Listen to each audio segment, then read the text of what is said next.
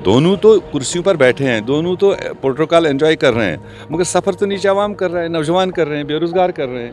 एक घर को दो खानदार चलाने वाले हैं, तो उसका मुसीबत तो हम जम्मू कश्मीर वासियों को उठाना ही पड़ेगा। कम से कम इस एक घर, दो घरों को एक घर बना लो, एक को अथॉरिटी दो। आपको लेफ्टिनेंट गवर्नर को देना है, दे दो। आपको चीफ मिनिस्टर को देना है, पॉपुलर सरकार को देना है, तो फिर इस बात की हिचकिचाहट क्या है? तो कम से कम अवाम तो मतलब सफ़र ना करे। 2017 से आज तक सारे महकमों में एम्प्लॉइज़ रिटायर होते गए और नई रिक्रूटमेंट हुई नहीं।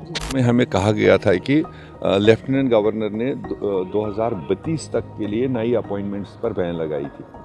तो ये तो लकीली हम कह सकते हैं कि पॉपुलर सरकार आई तो कोई वे आउट निकालने की कोशिश कर रहे हैं। मुझे नहीं लगता 370 की सीधे किसी ने बात की, बल्कि देखिए स्पेशल स्टेटस को लेकर बहुत सारे लोग घबरा रहे हैं, खासकर भाजपा के लोग। लास्ट ईयर के बजट में चीफ मिनिस्टर साहब ने एक सही सम्मत में एक फैसला लिया था कि चीफ सेक्रेटरी की क़यादत में एक हाई लेवल कमेटी बनाएंगे जो इन सारे इस तरह के, चाहे कॉन्ट्रैक्चुअल है, नीड बेस है, डेली वेजर है, किसी भी महकमे में उनको वो साम लेंगे और एक वे आउट देंगे। और 6 महीने का टाइम दिया था। अब साल तो हो गया, और साल गुजरने के बाद जो इस बजट भाषण में चीफ मिनिस्टर साहब ने कहा है कि हम उनकी फाइंडिंग्स इसी सत्र में मतलब पेश करेंगे, तो जो एक खातिर खा जवाब तो उन बच्चों के लिए नहीं है। मेरे ख्याल से एक कंक्रीट सा फाइंडिंग्स आना चाहिए था, और जिससे उनका मुस्तकबिल भी मतलब सुधर जाता। तो ऐसे में अभी बजट चल रहा है, अभी कोई सेशन भी ख़त्म नहीं हुआ। आज भी बजट डिस्कशन होगा, कल भी होगा। मेरे ख्याल से हाउस के तमाम मेंबरान ने कंसर्न दिखाया, और सब मेंबर जब कंसर्न दिखाते इसका मतलब आवाम भी चाहता है। और ये हकीकत है कि ग्राउंड पर हमारे बहुत सारे एसेंशियल महकमे जिनके पास अब परमानेंट एम्प्लॉइज़ तो है ही नहीं, वो रिटायर होते जा रहे हैं। अगर ये महकमे चला रहे हैं तो यही कैजुअल नीड बेस्ड लोग चला रहे हैं। बर्फबारी हो, पानी का मसला हो, बिजली का मामला हो, इरिगेशन का मामला हो, टीचिंग का मामला हो, उस सब में यही बेचारे छोटे से तनख्वाह में, बहुत महकमों में तनख्वाह के बगैर मतलब अपनी ड्यूटीज़ दे रहे हैं। उनकी मौतें भी हो रही। मैं कल ही एक तर्जत में होके आया, वो 20 साल से 1500 रुपये पर घर चला रहा। अब उसकी डेथ हुई, उसके बाद तो मतलब उसका कोई बेनिफिट तो मिलेगा ही नहीं फ़िलहाल, क्योंकि जब गवर्नमेंट ने कोई डायरेक्शन नहीं दी। तो इसलिए हम सब की डिमांड, और मेरी ज़ाती भी डिमांड रहेगी कि जो भी कर लेना है, जो भी कैटेगराइजेशन आपने करनी है, वो मेरे ख्याल से इस सेशन में वाज़ेह तौर पर उन बच्चों के लिए आना चाहिए। देखिए, ये पिछले करीब 10 साल का बैकलॉग है। 2017 से आज तक सारे महकमों में एम्प्लॉइज़ रिटायर होते गए और नई रिक्रूटमेंट हुई नहीं। और पिछले सत्र में हमें कहा गया था कि लेफ्टिनेंट गवर्नर ने 2032 तक के लिए नई अपॉइंटमेंट्स पर बैन लगाई थी। तो ये तो लकीली हम कह सकते हैं कि पॉपुलर सरकार आई तो कोई वे आउट निकालने की कोशिश कर रहे हैं, जिस कोशिश के तहत 7,500 के आसपास पोस्टें इस साल में फिलअप की गई, और 23,800 पोस्ट जो इस वक्त एडवर्टाइजमेंट के लेवल पर है।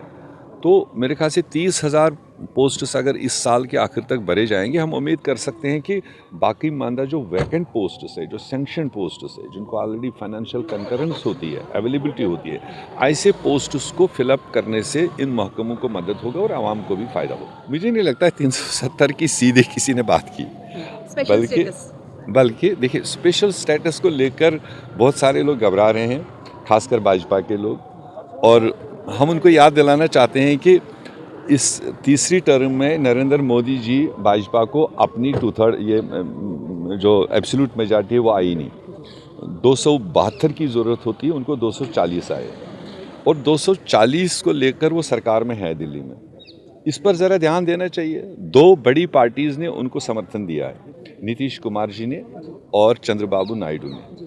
दोनों मुख्यमंत्रियों ने मोदी जी के सामने ये रखा है कि हमें बिहार के लिए और आंध्र प्रदेश के लिए स्पेशल स्टेटस चाहिए, और वो मोदी जी ने एग्री किया, और उसी बात को लेकर उनको बैसाखी मिली हुई है।